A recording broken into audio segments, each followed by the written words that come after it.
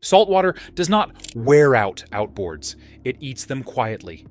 In 2026, the biggest mistake is buying the wrong engine that looks perfect on the dock and fails when the season is busy. Today, you're getting 3 worst saltwater outboards to buy, 4 best to hunt for, and the moment in this list that usually makes people stop and rethink everything. Number 1. Mercury Verado 250 supercharged. The first trap usually feels like a step up in class. The engine sounds refined, the throttle response feels confident, and the seller's story is often short on details, but heavy on reassurance. A quick ride can be smooth enough that your brain quietly decides the hard work is done. That is exactly where saltwater wins, because saltwater problems often need time and load to reveal themselves. After those first couple of sentences, the model matters, because the buying risk is tied to what you are actually purchasing. The real-world example in this slot is the Mercury Verado 250 supercharged, specifically when the service story is incomplete or vague. This is not a claim that the platform is automatically bad. Plenty of these engines live long lives with owners who keep up with the boring stuff. The reason it lands on the worst side is the scenario that repeats: a complex, feature-heavy platform paired with unknown saltwater discipline. Saltwater rewards simple, predictable systems. Complexity adds more places for small neglect to become expensive. That does not mean more features equals failure. It means more systems equals more ways for saltwater to quietly create future work. A seller can do a short demonstration and never push the engine into the conditions that reveal restricted cooling flow, a marginal water pump, corrosion starting at hidden joints, or electrical issues that only appear after vibration and heat. The buyer leaves believing they purchased certainty. In reality, they purchased a story with missing chapters. The real consequences tend to arrive in a frustrating way, not always catastrophic, but disruptive. A warning alarm under sustained load, a temperature event that appears only on warm days, protective power reduction that turns a confident run into a careful crawl home. And then the slow drain begins. Diagnostic visits, intermittent symptoms, and the psychological shift where you stop trusting the boat to just go. Boatheads, choosing logic for this model is ruthless and practical. You do not buy this engine for saltwater unless you can buy the habits that came with it. You want routine service invoices that span time, not one last-minute service done for the listing. You want a seller who can describe their flushing routine clearly, not in vague language like most of the time. You want evidence that sacrificial anodes were replaced before they were destroyed. You want a water pump service history that fits the hours and the years. You want signs the owner inspected corrosion points before the engine forced the issue. If those pieces are missing, the engine might still run beautifully for a while. That is what makes the trap powerful. It can feel perfect, long enough for you to fall in love, then turn into a premium-priced troubleshooting project later. And because the platform feels high-end, many buyers pay high-end money even when the story is incomplete. The grounded rule is simple. Do not pay premium pricing for mystery history. If you cannot verify the maintenance pattern, you price it like a gamble, or you walk away. Let someone else be the person who learns what the previous owner did not do. Number 2, Evinrude ETEC Generation 2300. The second trap does not usually show itself at purchase. It waits. It looks normal until the day you need a specific part, a specific technician, and a specific answer in the middle of the season. That is when buyers learn the difference between "this engine runs" and "this engine is supported." Saltwater ownership is a long game, and support is part of reliability, whether people admit it or not. Now, the model matters because the risk is tied to the product line's future. The real-world example here is the Evinrude ETEC Generation 2300. Some of these engines still run strong, and some owners have genuinely good experiences. That can be true at the same time that the platform is a risky first saltwater purchase for many buyers. The reason is not performance. The reason is uncertainty in the support ecosystem once production has ended. Boatheads, choosing logic always starts with the ecosystem. Saltwater increases the odds that you will eventually need attention to cooling components, corrosion-affected hardware, electrical connectors, and lower unit service realities. When that day comes, the difference between a quick fix and a seasonal delay can be whether the platform is still treated as normal work, by local shops. Even if parts exist, the speed and consistency of parts access changes the whole experience. A sentence like, "We can order it," can quietly turn into, "We do not know when it will arrive." And that is how summer disappears. There is another layer that is less dramatic, but often more expensive: resale confidence. In 2026, many used buyers ask the uncomfortable questions early. They are less willing to gamble on platforms they perceive as harder to support long-term. That means offers can be lower, buyers can be fewer, and selling can take longer. You can lose money without a single mechanical failure, simply because the market does not want uncertainty. This is why the first-time saltwater buy phrase matters. If you are an experienced owner with a known specialist shop, a dependable parts source, and comfort owning something that might require patience, the decision can still be rational. In that case, you are not buying blind, you are buying into a plan. But if you are new to saltwater and you rely on mainstream dealer turnaround, this is a common way people buy a strong running engine and still end up frustrated. The grounded buyer move is to check reality before you fall in love. Call local shops and ask whether they service the platform regularly. Ask what parts access looks like in season. Ask whether they treat it like routine work or like a special case. Those answers matter more than forum arguments. None of this says the platform is doomed. It says saltwater punishes uncertainty, and discontinued ecosystems create uncertainty. If you are going to take that risk, you take it with open eyes, not with optimism. Number 3, Yamaha F154 stroke. The worst trap is the one that feels safest. The engine looks clean, starts easily, and has a reputation that makes buyers relax. People assume a respected platform equals a respected history. Saltwater is where that assumption becomes expensive, because saltwater damage is often invisible until it is not. After those opening sentences, the model belongs here, because it proves a key boathead's rule. The same model can be a best buy or a worst buy, depending on the receipts. The real-world example in this slot is the Yamaha F154 stroke, when it is sold with vague maintenance and no proof of saltwater discipline. This is a respected platform, which is exactly why it becomes a trap. Buyers treat the badge like documentation. In saltwater, the badge is not documentation. Boatheads, choosing logic is simple. In saltwater, you are not buying a running engine, you are buying a maintenance pattern. This model becomes a worst buy only when the seller cannot prove the boring habits that prevent corrosion and cooling issues from stacking up. You want consistent flushing habits after use. You want sacrificial anode replacement before the anodes are destroyed. You want water pump service history that fits the hours and the years.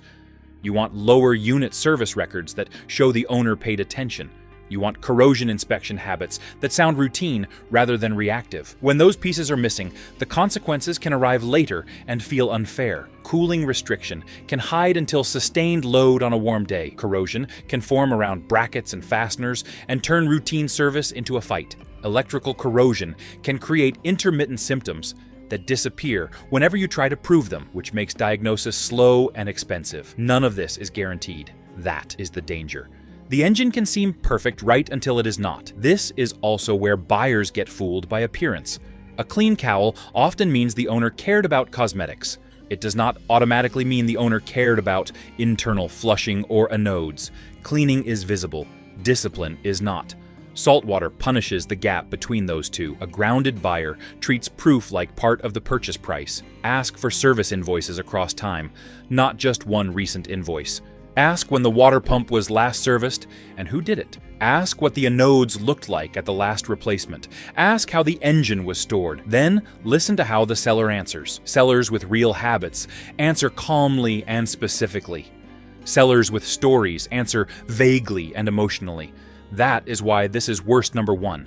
It is not because the platform is weak, it is because the platform is trusted, and trust makes buyers stop verifying. Saltwater does not care what you trust, it cares what you can prove. Number 4, Suzuki DF300B. A good saltwater buy often feels less exciting than people expect. It is not always the loudest choice. It is the choice that makes fewer surprise demands on your time.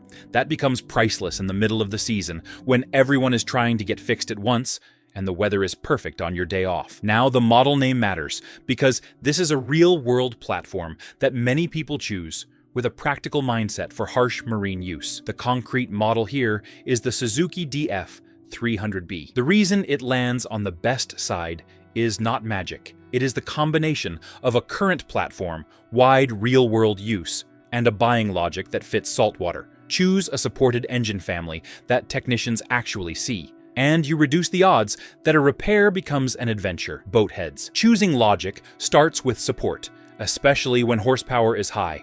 Big horsepower engines create expensive consequences when something goes wrong. That means the smartest big engine buys are the ones your local ecosystem can service quickly. If your region has a strong Suzuki dealer presence and technicians who work on this platform regularly, the ownership experience tends to be calmer. Familiar platforms build knowledge bases. Knowledge bases reduce mystery. Mystery is what inflates labor time, stretches downtime, and turns minor issues into long projects. This chapter stays grounded by admitting the condition: the network must be real. An excellent platform can still be a poor buy if your support is thin. If you cannot get service in season or parts are slow in your region, then the advantage disappears. That is not brand drama, that is logistics. Assuming the support is strong, the buying checklist becomes straightforward. You still verify flushing habits. You still verify sacrificial anode care. You still verify water pump service. You still verify lower unit service history. You still inspect for corrosion patterns that suggest neglect. The difference is that on a current, supported platform, the path to repair is usually clearer and faster if something does happen. There is also a resale angle that matters in 2026.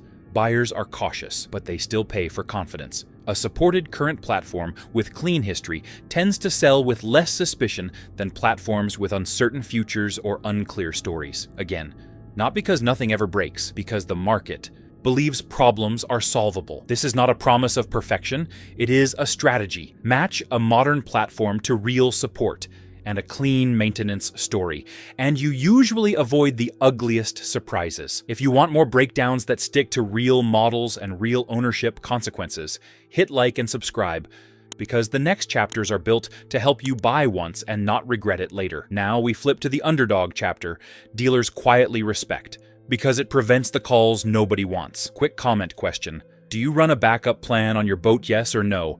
And what's the farthest you've had to get home without full power? Mercury Pro Kicker 15. The smartest saltwater decisions are often the ones nobody brags about. They do not raise top speed. They lower fear. They change what happens when the main engine has a bad day. And if you listen closely to experienced offshore owners, you will notice a pattern. They build redundancy, even if it looks boring. Now the model belongs here because this chapter is about a specific auxiliary setup that shows up repeatedly on serious boats. The concrete model is the Mercury Pro Kicker 15, used as an auxiliary kicker, not as the main motor. This fits the boathead's small engine rule perfectly. Small outboards do not carry the whole story well, but they become powerful when framed as the underdog that outperforms big engines in the category that matters most when things go wrong: getting you home. The choosing logic is grounded. Main outboards can throw warnings, reduce power, or develop fuel issues at the worst times. Saltwater increases the chance that small issues become urgent. In those moments, a properly rigged kicker turns a tow situation into a controlled ride. It does not need to be fast. It needs to start, push, and steer in real conditions, not just on a calm day. This is where people get it wrong, so the chapter stays practical. A kicker only earns best buy status if it is installed and used like a system. Mounting must be solid. Propeller choice must match pushing, not speed.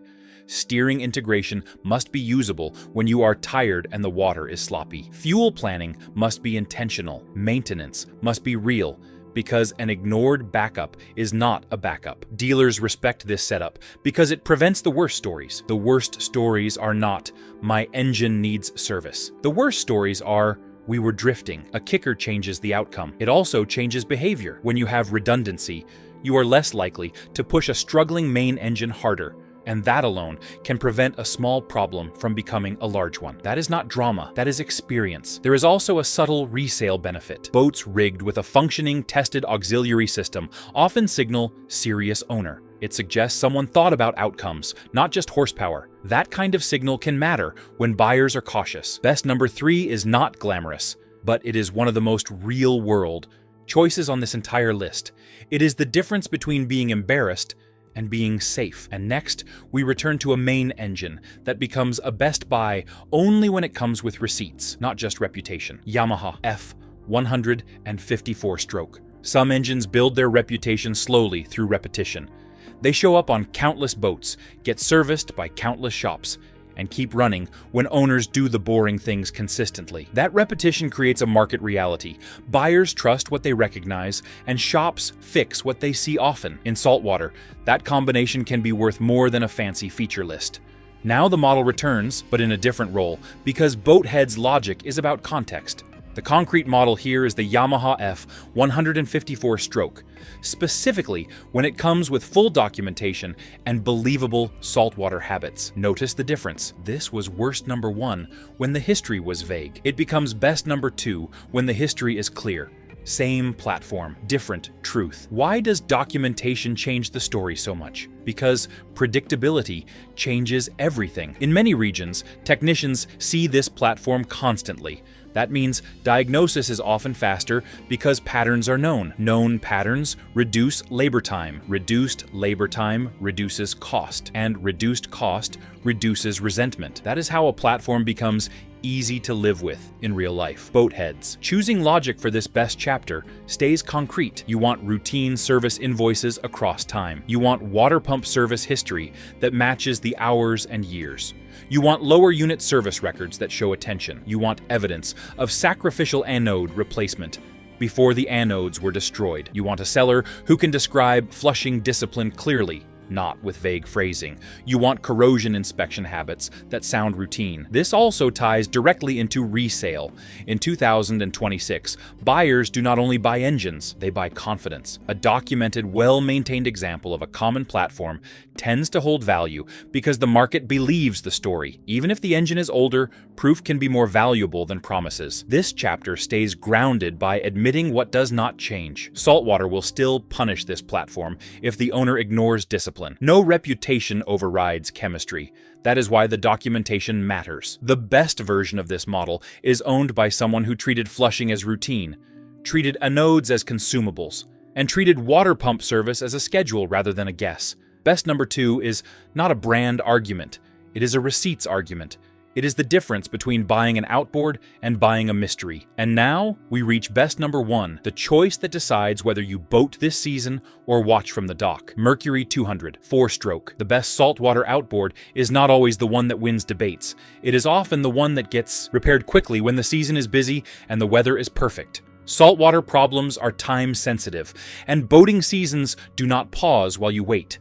That is why support is not a bonus feature. It is part of reliability. Now, the model name matters because this chapter is a concrete example of a platform that often becomes a rational best buy where support is strong. The real-world model is the Mercury 200 4-stroke. The reason it lands here is not that it is flawless. It is that in many areas, it is common enough that shops see it constantly. Parts are more likely to be obtainable quickly, and troubleshooting is less likely to become a research project.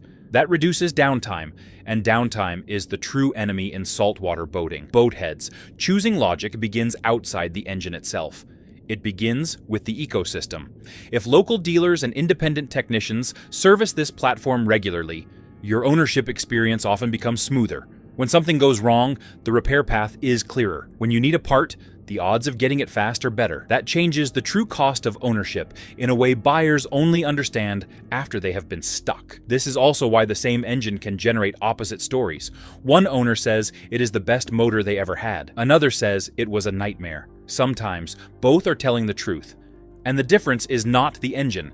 The difference is how quickly their region could support it, and how disciplined the previous owner was with saltwater maintenance. This chapter stays grounded by keeping the checklist practical. You still verify flushing habits. You still verify sacrificial anode replacement. You still verify water pump service. You still verify lower unit service. You still inspect for corrosion patterns that suggest neglect. You also verify something people forget: technician familiarity. A platform that is common builds speed. Speed saves seasons. There is a final layer that is easy to underestimate. When a platform is supported and common, Even preventative maintenance becomes easier. Shops stock the parts. Technicians know the sequence. You are less likely to postpone service because it feels complicated. That keeps small issues from growing. Saltwater punishes procrastination.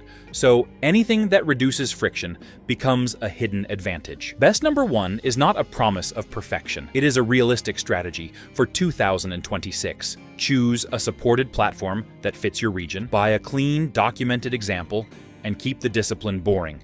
That is how you stay on the water when everyone else is waiting. In 2026, the 3 worst saltwater buys are rarely bad brands. They are bad combinations: premium complexity with unclear history, discontinued support risk, and trusted models sold without proof of discipline. The 4 best buys stack the odds your way with support, documentation, and a backup plan that saves seasons. If this helped you shop smarter, hit like and subscribe, because the next videos break down real models, real failures, and what actually holds value. And drop a comment.